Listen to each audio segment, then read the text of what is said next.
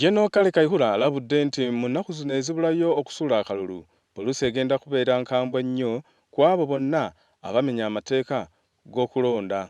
Kaihura agamba nti Dr. Besigye aludde ng'amenya amateeka gamba nga okuba enkuŋŋaana ekiro, okulema okukoma ku bantu be abakola effujjo n'ebirala bingi.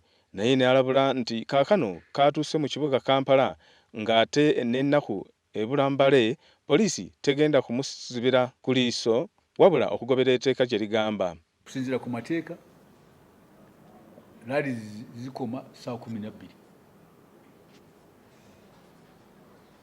Dr. Kizza Besigye tafaayo ebadde pateni. Mugamba nti poliisi terina kyebikozeeko. Okusooka twagezaako okuteeka amateeka mu nkola.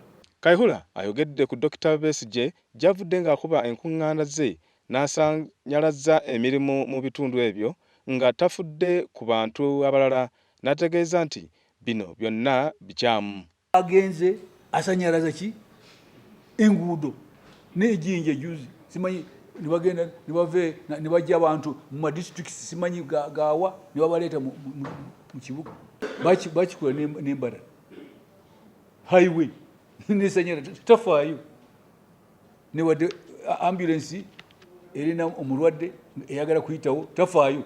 Jeno Kaihura era ayogedde ku bantu abatiisatiisa bannansi nga bwe wagenda okubaawo obusambattuko oluvannyuma lw'okusuula akalulu. Muno ayogedde ku bibinja by'abakozi ab'effujjo nga Kifeesi n'ebirala n'abalabula. Waliwo ebibinja bya Kifeesi mubimanyi, Kifeesi, Solida, Kikankane, B13, name and shame. Yes, kubanga tulina amanya. Yes, name and shame. Ngoyo omwogedde Sobi tumumanyi. Zinayisiro naye ndowooza ntakyali mukomera. Kaihura agamba nti bano abatambuza enjogera eno poliisi ebamanyi era bagenda kubakwata ekiseera kyonna babuvunaane olw'okutiisatiisa n'okukuma omuliro mu bantu. Kubatiisatiisa muleme kulonda, temujja kulaba. Bwe mugenda kulonda mujja kulaba. Wajjako olutalo nga batiisatiisa.